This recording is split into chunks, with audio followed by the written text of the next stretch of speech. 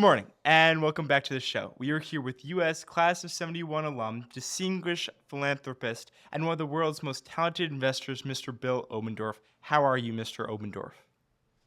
I'm good. Thank you, Charlie. No, it's great having you on the show. We're really excited to have the chance to speak with you. To start off, could you tell us a bit about your family background and kind of just what your childhood was like growing up? So I was born in Cleveland. My father went to university school. My mother went to Hathaway Brown, and I lived in Cleveland most of my growing up years, other than a few years when we lived in Dayton, Ohio. And my father died when I was 11. And so at that time, we moved back to Cleveland. I was in sixth grade, and then I started at US in seventh grade.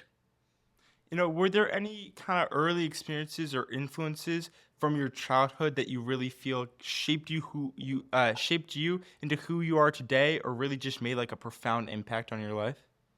Well, I think when you lose a parent that young in life, it has a big impact on you. You realize your world can change pretty quickly and unexpectedly. So I think I had to really learn some big lessons in life when I was quite young. I was one of three boys, but my brother was at boarding school, so I was the oldest at home. So I kind of had to help my mom out a lot, and so I took on a fair amount of responsibility as a pretty young kid. And going off that responsibility that you had to take, did you have to take any financial responsibility? Did you have any early jobs to help support your family? Well, fortunately, I didn't need to support my family. I had two very successful grandparents, and they were extremely important in my being able to attend US, actually, because one of them set aside funds for us, all my brothers and me, to go all the way through high school, college, and graduate school. So it was an incredible gift that I had from my mother's parents. But I worked when I during summers, almost every summer. I had some sort of a job, whether it was uh, uh, manning the tennis courts at Laurel School. We had a window washing business one summer, and with classmates of mine from US. And a couple of girls that we knew well from Hathaway Brown, and so yeah, I always had some kind of a job during the summers, and that was fun. And I learned what it was like being a fledgling entrepreneur. Yeah, that's great. Well, you mentioned you went on to attend university school for high school, and looking back, I'm sure you could answer this in many ways, but what does U.S. mean to you, as far as what lessons did it teach you, and how did it kind of shape you into the person you are today? And I actually started at US in seventh grade, so I was there for middle school Okay. through 12. So by the time I got to US, I had attended four different schools, and that was because we were moving, having lived in Dayton, coming back, going to Roxborough for a brief period of time, and so on and so forth. So I felt when I got to US that I finally met a group of classmates, in this case, boys, who were really interesting individuals, and who I just felt uh, intellectually we were at another level. The kids I was with. Uh, it also gave me the opportunity just to try so many different things, whether it be sports or I was editor of the yearbook. I was, I think, vice president of our class. So I got a chance to, try so many things. And I think that's one of the great benefits of going to a small school where, they just, you raise your hand and you can participate. And that's an incredible thing. There are very few places you can really do that. So you really can try your hand at things. I also had, because I had gone to a lot of different schools, my education was pretty disjointed, I would say, and uneven. So academically, I was kind of in the middle of the pack of those who were admitted in my year. But thanks to a number of faculty members like Cliff Reel, who, because I was behind in math, and he'd tutor me on Saturday mornings before football games. He just said, "Come on in. I'm going to tutor you." And he just took it upon himself to do it. I didn't have to pay for it. It was people like that early on, just amazing, who were just extremely, involved on top of what was going on with me as a student. So I found U.S. to be just an incredible place. After having attended different schools, I kind of had a sense of what other places were like when I arrived at U.S. You kind of talked about participating in many different clubs and I would assume sports and different, as you said, you're vice president with the leadership roles during high school. How do you think those extracurricular kind of experiences shaped you, or did they ever influence something that you kind of had later on in life? Well, I was on three varsity teams every year from ninth through 12th grade. Wow. Uh, Cross country, wrestling, and track. And I really excelled at track. That was the thing I loved the most. And I doubled. I did the half mile and the mile. See, there weren't enough of us to, to field a team where you didn't have to do both. And doing two races in the same meet was, Some, especially the long ones. Yeah. yeah. So, but and then it was, those were, interestingly enough, those were all individual sports, right?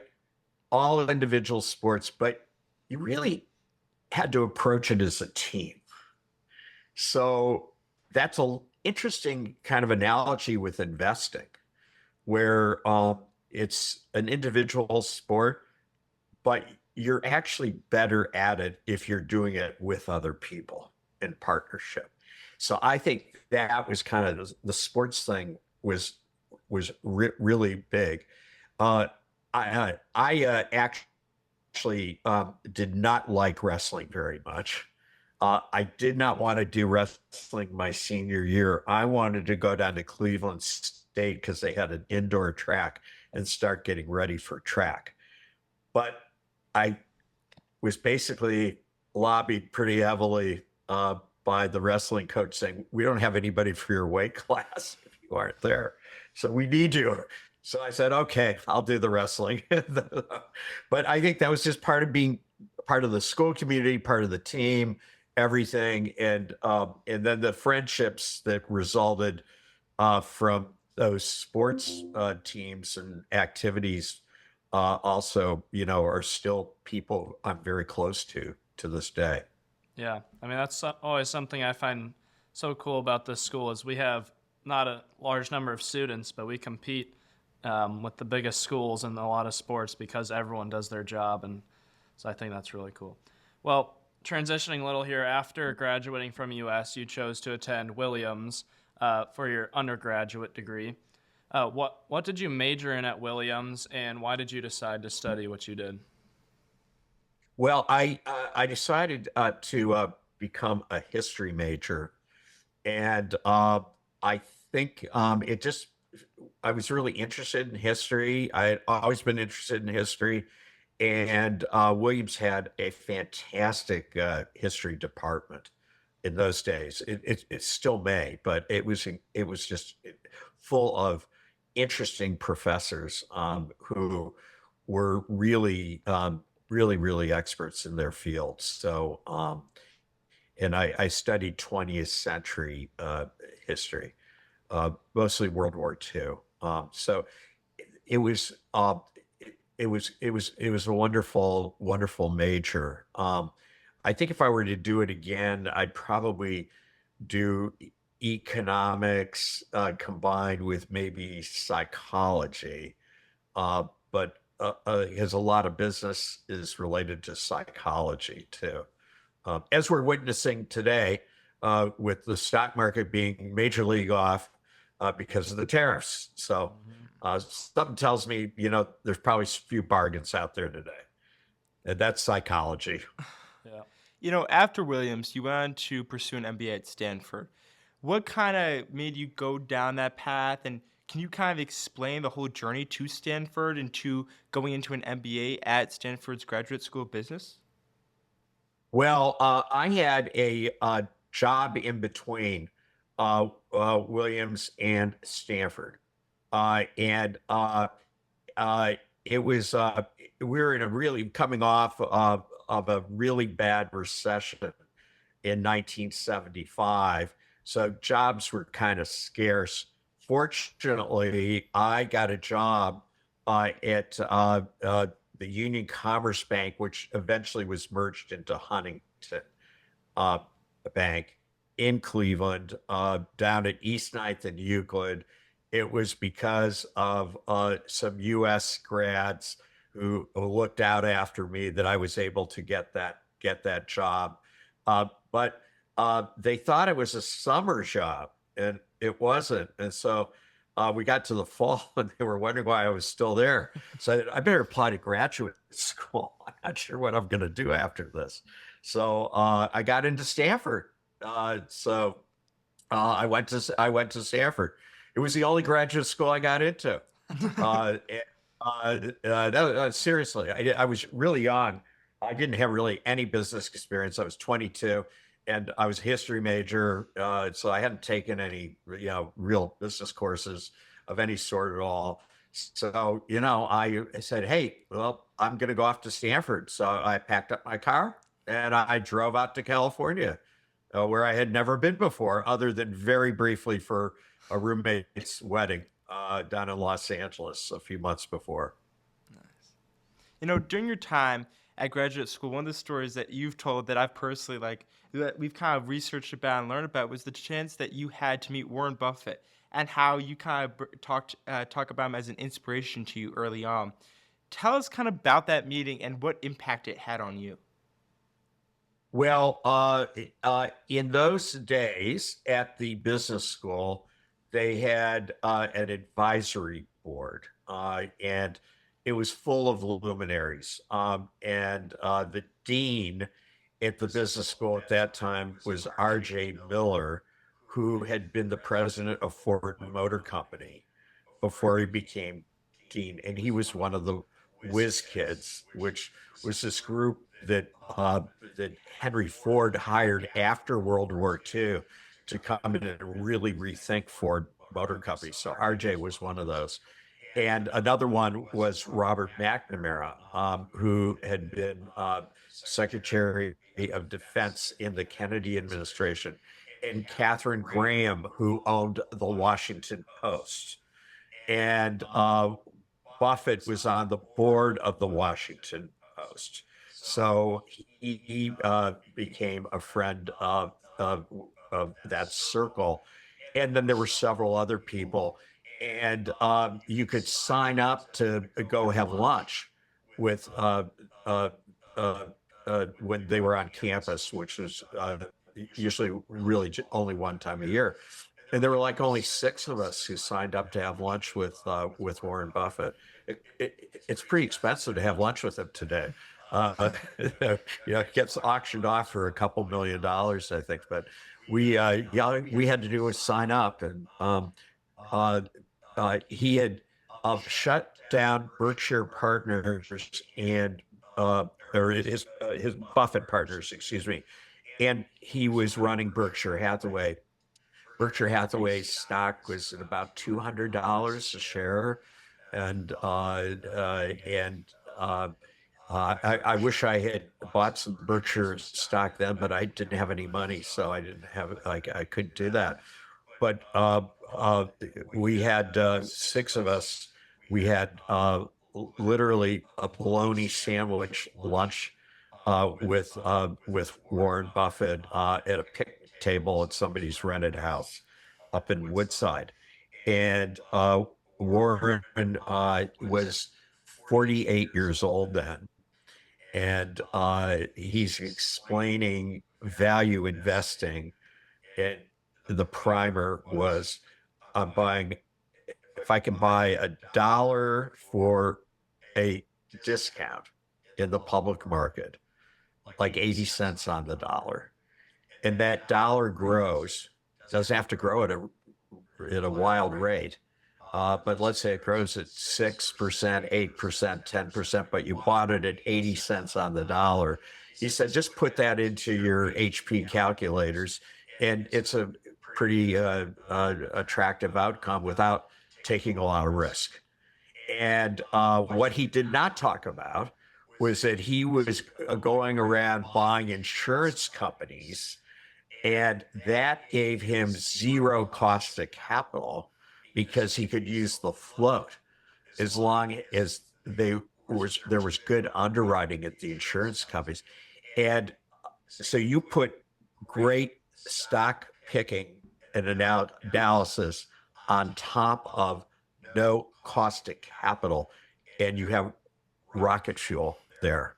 And that is why Warren was able to build what started with the Sainted Seven public companies into the massive enterprise that it's become today.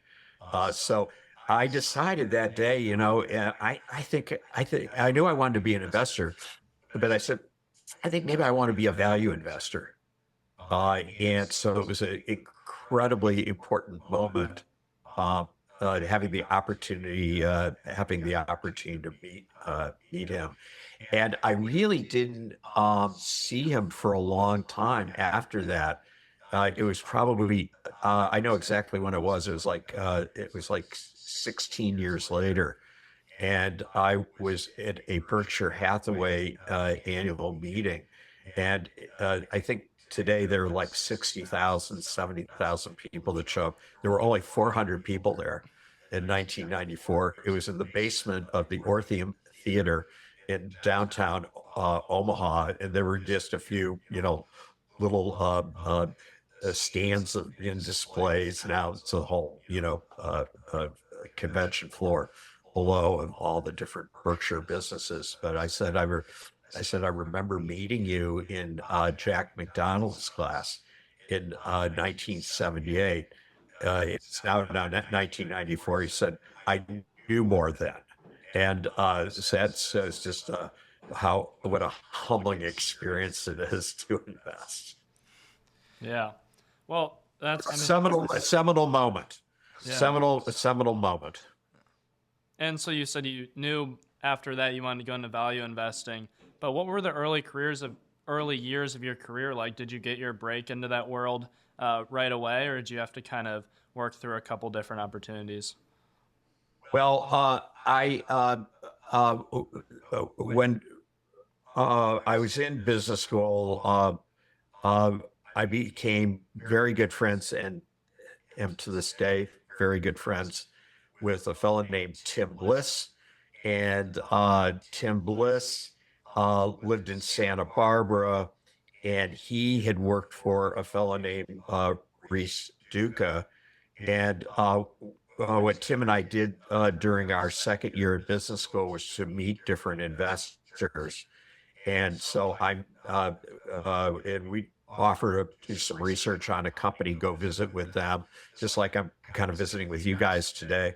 And so I met a fellow named John Scully, not of Apple or Pepsi fame, but another John Scully, who was a classmate of Reese's, and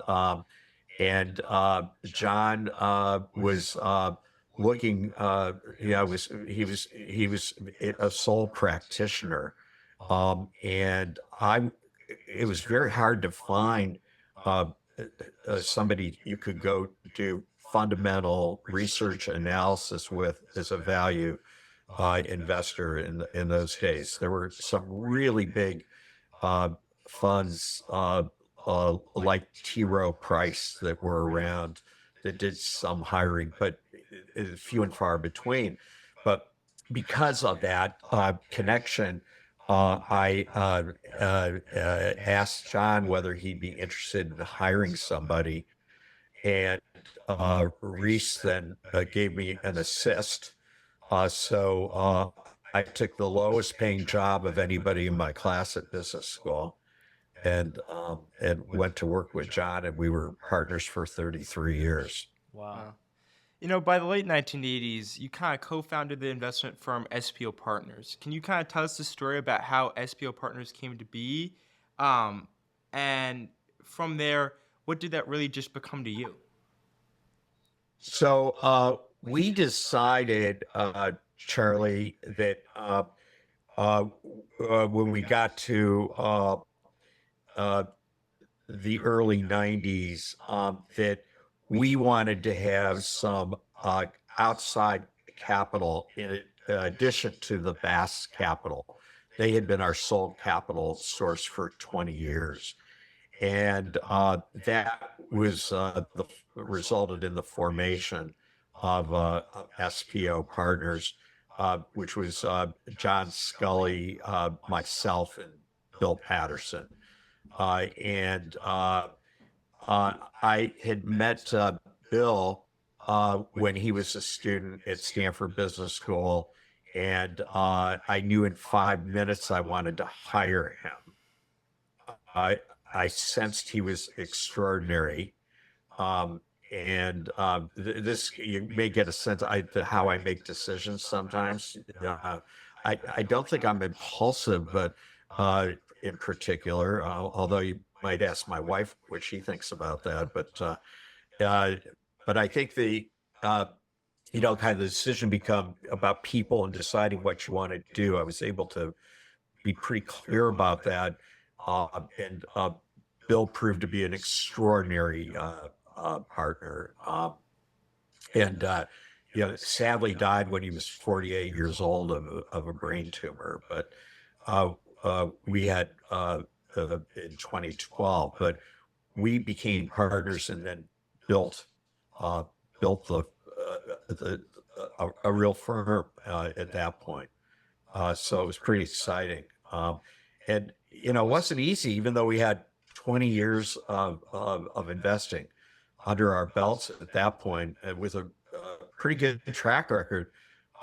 In the early 90s, we were only able to raise $40 million after having access to a lot of capital in the Bass world. So we just rolled up our sleeves and built what I think was a wonderful firm. Well, managing a large investment firm and handling other people's money, it's a big responsibility. So how did you handle the pressure that comes with making big financial decisions that affects many stakeholders? That's an important question. I think I felt it was always important to put the partners first in everything we did. And if we did that, everything else would take care of itself. There also was tremendous alignment because we had virtually all our capital up side by side with our partners. We weren't doing other things with our money.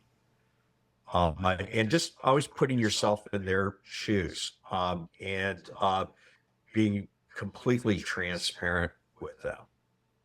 So I think that eased some of the sense of responsibility. But if you really take it seriously, you will. It is a big responsibility. A lot of people don't take it that seriously, and uh, but we had really great partners, and for the most part, they really understood what we did, and trusted what we did. You led SPO Partners for over 2 decades and had just so much more experience. In about 2012, you decided to retire from the firm and kind of focus more on the philanthropy side of that. What led you to make that decision to step back from running SPO? And kind of what was the outlook for the rest of your life at that point? Well, I decided that I didn't want to manage a firm any longer, and but I didn't retire. Uh, I actually set up a family holdco, uh, and it's known as Obendorf Enterprises. And I uh, uh, brought in a really talented group of people to work with in managing our family assets. And as their wealth has increased, they're my partners side by side. It was kind of back to the beginning. It was a little like Bass Brothers Enterprises was. So I took that name and said, well, let's call it Obendorf Enterprises. And what that's evolved into today is that Susan and I have two children, uh, Peter and Will. And Peter does our real estate for us, and we invest in commercial real estate, hotels, multifamily. Uh, Will really started and it was a sole practitioner doing very early stage venture investments and had a portfolio of about 50 companies that he did over 8 years.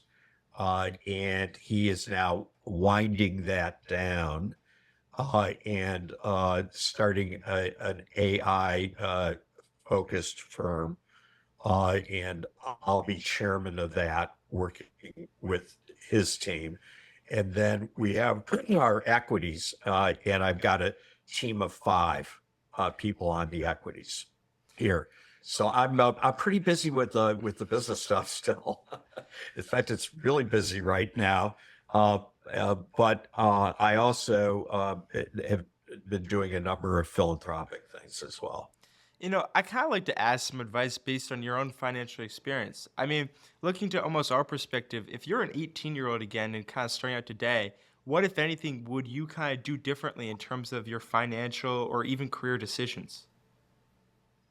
Uh, well, you know, uh, Charlie, it's worked out pretty well. So, what would I do? What would I do differently? Um, I actually think the best structure on the planet is what Buffett did with a holdco. And I would have done that a lot sooner than I did. So the partnership construct is it's good, but I think the having a holding corporation is something that I really enjoyed. Um, and even though we had wonderful partners at SPO, we have no outside capital here at all.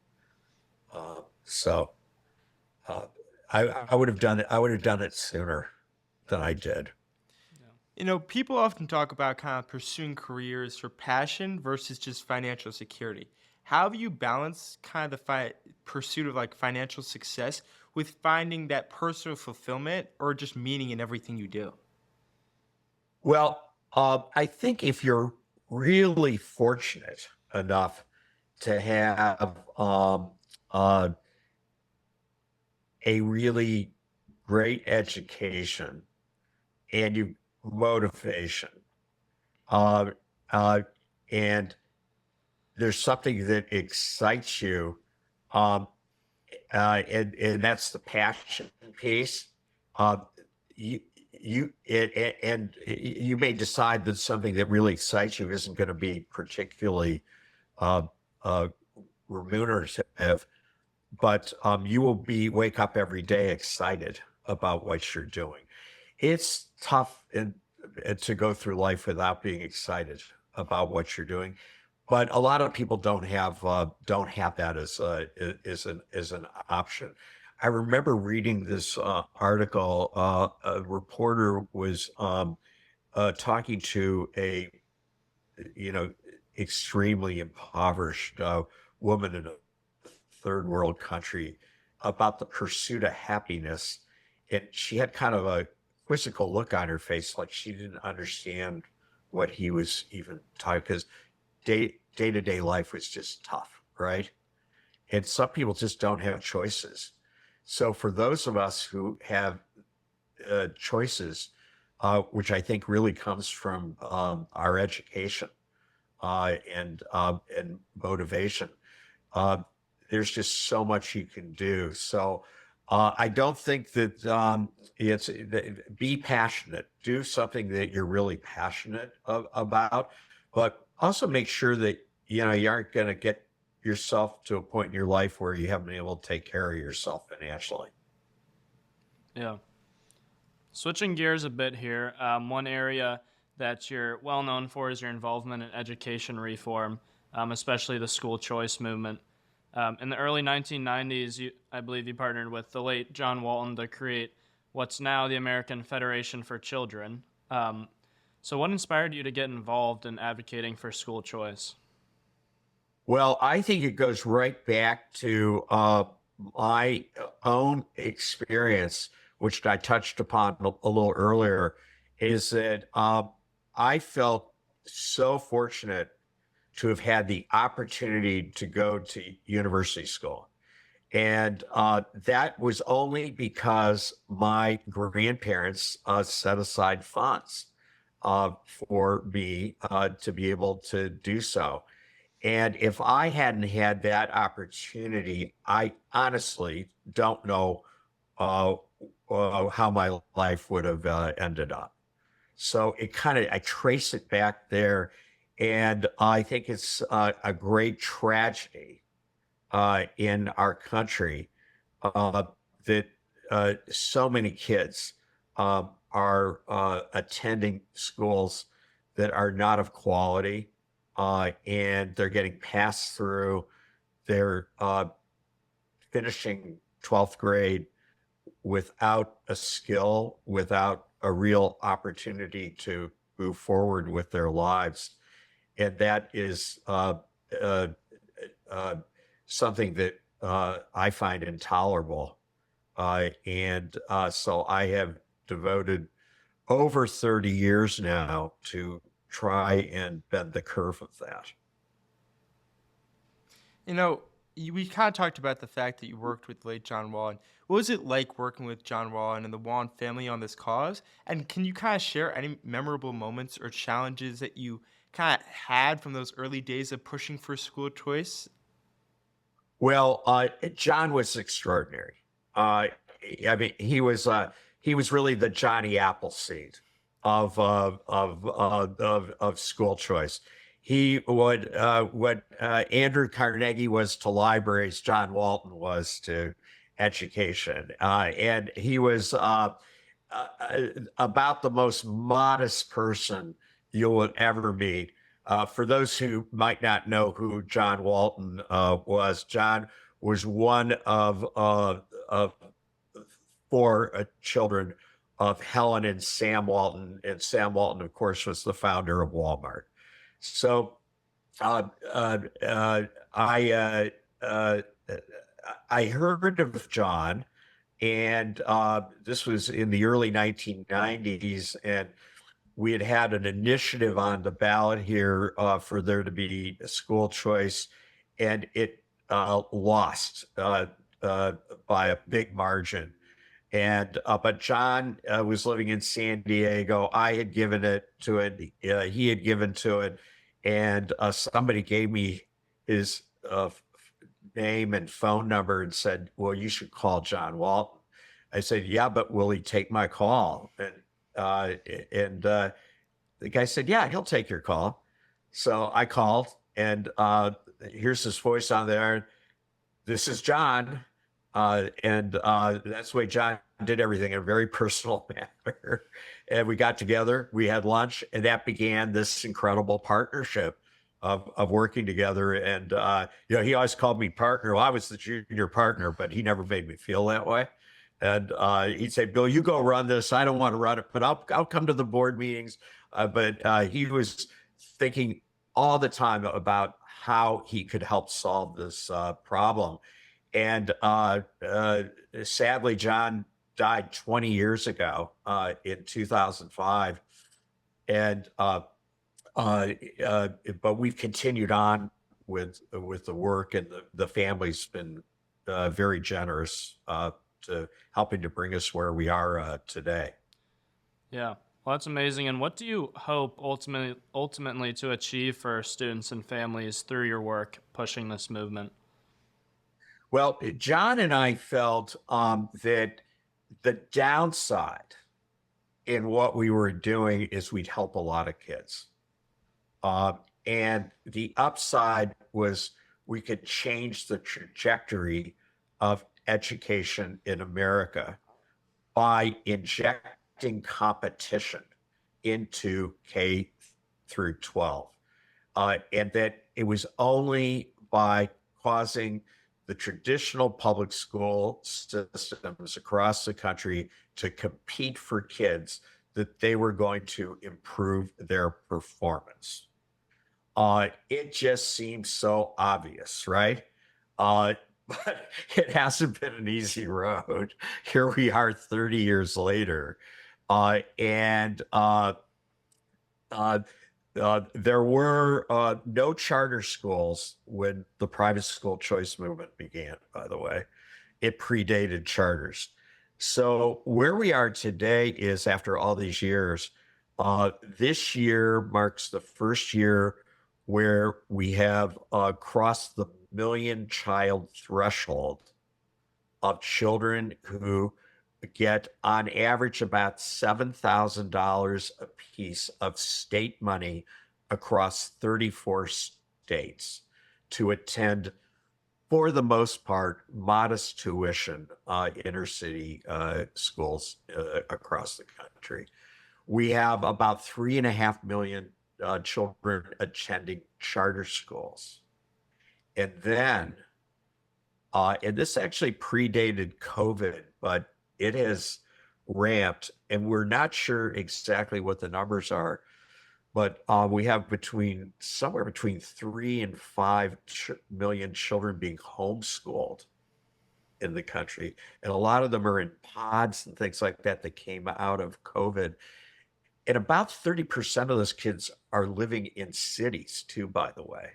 They're not out, in, the mountains side somewhere. So that's a whole big thing that's changed because of COVID. The uh, uh, the best measure of so I think we know we've helped a lot of kids, uh, but the best measure, can you really change the trajectory in the country? It is a few states where that has actually happened or happening. And Florida, Illinois, Indiana, Arizona, and Ohio, where the number of kids has got to be so significant. In the state of Florida, 49% of all the children who live in Florida have some form of choice today. Wow.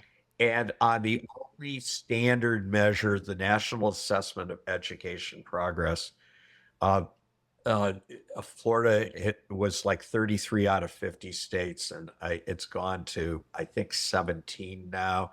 And Indiana went from 26 to 4. So you've seen big movements, and Ohio's shown some very nice movement. Those states that have no choice, like California, where I live, has gone from 44 out of 50 to 41 over the last 20 years, just virtually no movement.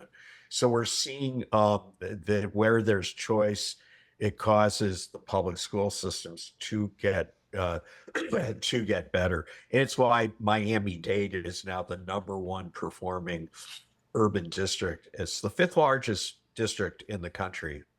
Uh, and there you have all forms of choice including a lot of very robust traditional public school offerings now, like International Baccalaureate.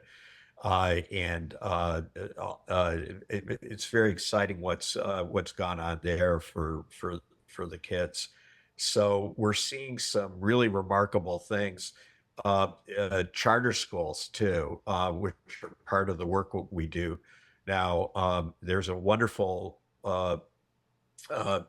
a program called Success Academies in New York City, run by an incredible woman, Eva Moskowitz, and she has 28,000 children who attend Success Academy schools.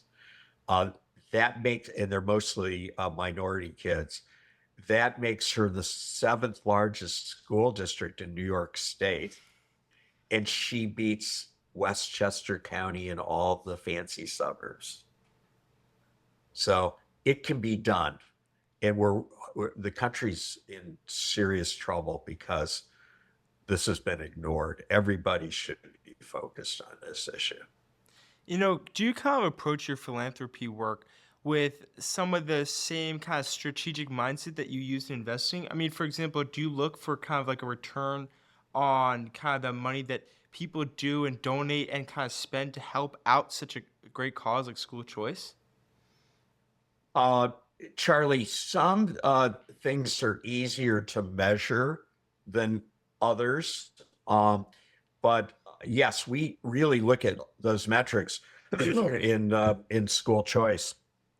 And we also look at them like what we're doing in trying to reform San Francisco government here. But we have we raise maybe $20 million to $30 million a year. We're now up to 30, but we've been at 20 for many, many years. And we've seen a real nice increase the last few years at the American Federation for Children. But when we pass this legislation in the States, which is recurring, we are getting usually $600 or $700 million of recurring dollars for that 30 million we spend. Plus, we're doing defense work to maintain the programs we have. So that's a really high return on your philanthropy, and you can measure that very directly. When you're doing work on basic research, like we're doing at the University of California, San Francisco, where I chaired the board there for 9 years, but I've been involved there for 25 years. It's harder to measure the progress because the breakthroughs can take a long time, but when they come, they're so completely transformational. Yeah. Well, speaking of supporting education, you've funded multiple scholarships here at University School, including the Obendorf Scholarship and the Jarvis Scholarship that you and your wife Susan made possible. And that's just given countless students, including myself, the opportunity to attend University School that wouldn't have had the opportunity if not. So what inspired you to establish those scholarships here at University School? Well, first of all, the Jarvis Scholars is named after Tony Jarvis, the Reverend F. Washington Jarvis. Tony was the most influential teacher I ever had, and that developed into a almost 50-year mentorship So really, really an extraordinary man. And So I wanted to do something that would really honor Tony. And I felt that merit scholars were something the schools should have as a way to uh, attract uh, incredibly talented boys from Northeast Ohio who otherwise might not know about US or might not be able to attend. Uh, uh, and At the same time, I wanted it to be really uh, based on academic strength, admitting the boys. There's also, it's important that they're going to be good citizens in the U.S. community. So uh, that was the kind of inspiration for that, and I felt that, and we're going to. This is still a very much in process program. Next year will be our first cohort of seniors next year, and I just can't wait to see where this group ends up matriculating to college. But I think they have really added a lot to the community overall, and I think it also has helped to stabilize and increase middle school enrollments too. That was another thing that we were hoping would happen. And From what I understand, you guys are doing a great job at being good, good members of the U.S. community and academically really rising to the occasion and taking full advantage of what U.S. has to offer. So that's what we hoped would happen. I'm really excited about the program, and I'm equally excited about the scholarships that we established really for low income kids, and we wanted to have scholarships that were for both groups 100% free. So you could come to US, take full advantage of everything that was going on at the school, and be a full participant in the community. And so they're kind of two different groups of kids, but we have some extremely talented kids academically as well as other things they're doing in the community of our Obendorf scholars. So it was great to be back this fall and visit with most of them. We did it over two days because I guess we have 40 boys involved overall in the upper school, but it was really fun to do that. Yeah. How does it feel for you to see the impact of these scholarships on students' lives? I mean, have you stayed very involved with university schools since then? So how have you kind of hoped to see them grow even after this next senior class ends up graduating? Well, Charlie, I actually am in touch with a couple of the boys who've gone through the program because they reached out to me, and so I've continued to have a dialogue with them and mentor them on the way. And they're just first-rate people, and they're really just off doing wonderful things. So yeah, that's exciting. When I do the national work, there are a lot of children involved, and the nice thing about this program is, and what we're doing at US is, it just gets you closer to what's actually happening with the recipients. Yeah, and you've stayed involved with university school, obviously supporting these scholarships, but also as a trustee and I believe as on the board of directors. What has it been like to watch US evolve since your time as a student, and how does it feel to be a part of kind of guiding its future?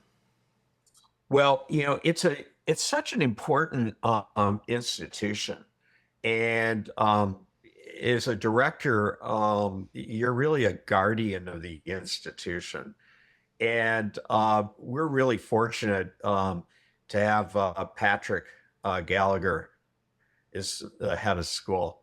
I think Patrick's been doing a really wonderful job, and I think U.S. is uh, under Patrick's leadership. There's been just a lot of thought that's gone into the curriculum and how the lower school curriculum works with the middle school curriculum that works with the upper school curriculum. And our goal as a board is to have US be one of the finest uh, day schools in the United States. So that's what we're aiming towards. It's not easy to do that. It requires a lot of financial support, but I think it's a virtuous kind of wheel, if you will, that uh,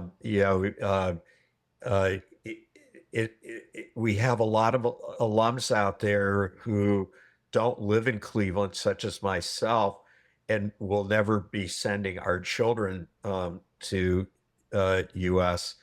But we know that that experience was so important uh, to all of us that being engaged in helping the institution to ensure that it continue to provide those kinds of opportunities for the next generation of boys such as yourselves is something that I feel is incredibly important to do. Sue and I have always we've been very concentrated actually in our philanthropy. It's a little like being concentrated in our investing approach here. And this is just one of those places that I feel was so instrumental in my life that I want to make sure that it is an absolutely first-rate, top-notch experience going forward. And I think U.S. is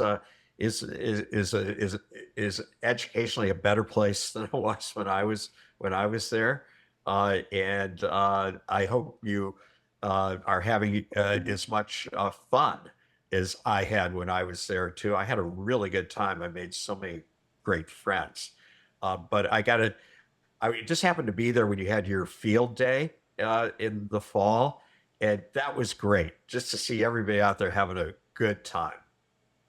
Yeah, we're having fun. Yeah, kind of going to the impact that you've seen in just our students at university school. When you considering hiring or even partnering with younger people who may have come out of college or a little bit further down in the career in your different ventures, what qualities or skills do you kind of look for that make someone really stand out?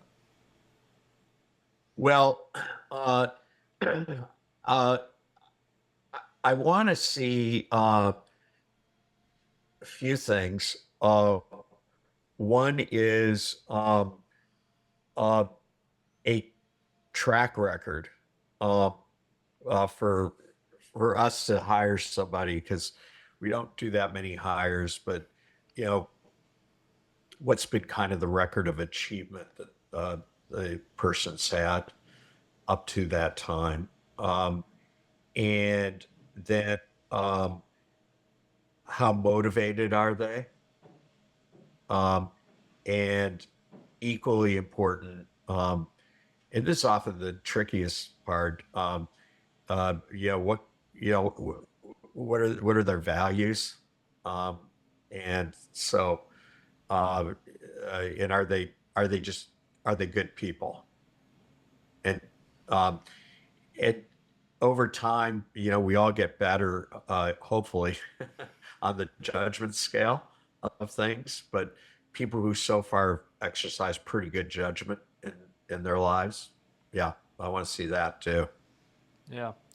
We've talked a lot about your business and philanthropy, but outside of work, how do you spend your free time and kind of unwind? Do you have any hobbies or passions that you enjoy? Well, uh, uh, we spend time at our house in Napa where we have a vineyard. I love it up there. And then we also have a place in Aspen, so we spend time out there. And so we're uh, we're pretty busy, uh, and I think uh, you know, really, I spend the bulk of my time on the weekends. I'm still doing my nonprofit work, and it's kind of seamless my days. You know, I go for profit, nonprofit, and then I have a good dose of fun too, traveling. Yeah, quite a bit. Yeah, that's great. Well, it's become a tradition on our show to ask. So, even after achieving so much, you continue to stay very active with your investments and philanthropy. And so, I guess we just want to ask you, what is it that got you motivated at the start, and then now as well? What keeps you working and giving back rather than just taking the traditional route and kind of kicking your feet back and retiring? So, I guess the question we want to ask you is, Mr. Obendorf, what is your why? Well, I think going back to kind of my early childhood experience, I realized that uh, I was going to have to make, if anything was going to come of my life, I was going to have to make it happen.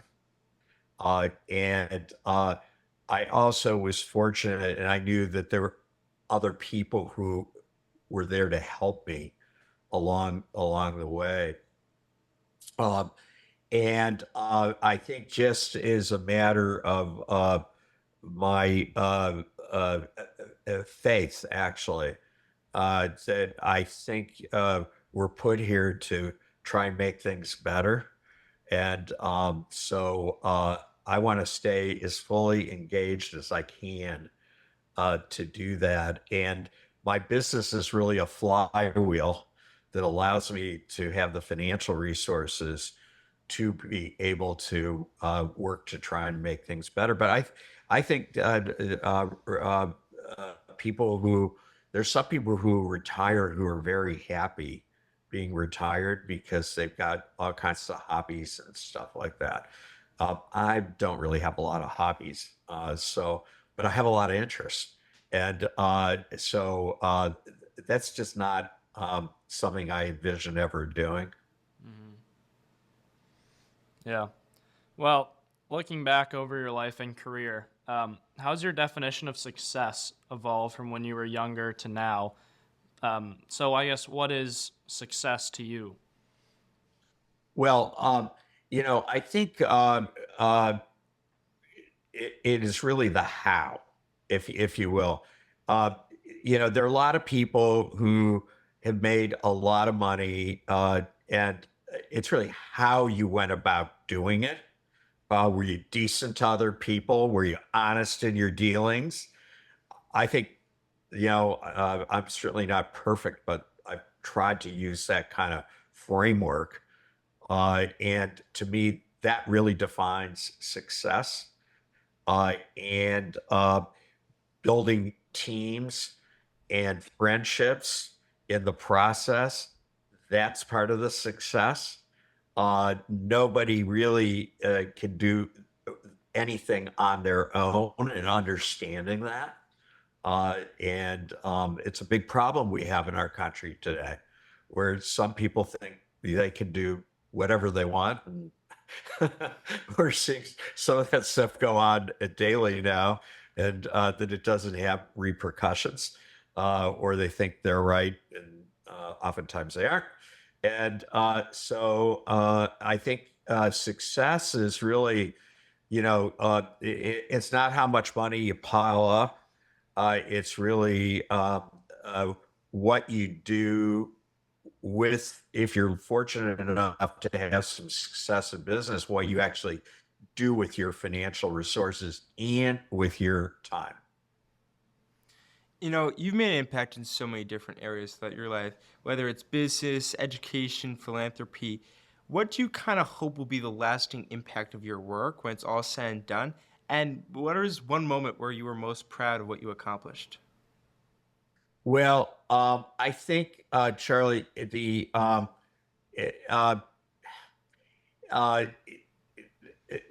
the school choice work has really been, over 30 years, and I'm really proud of that. The work we did at UCSF, which is one of the most important medical research institutions in the country, where we really transformed the board there, and in the process raised a lot of money for the institution. And that will have been an important thing. And then the work I'm doing there in the neurosciences. And then, I think having a wonderful family has been obviously, very, very important as well.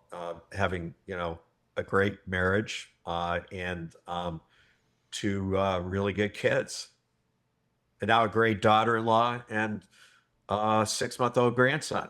Oh, congrats. Congrats. Well, I'm sure you've received a lot of advice over your career and just life in general, but if you could pick one piece of advice, what's the best piece of advice you've ever received, and who gave it to you? Oh, wow. That's really I've got to think about that.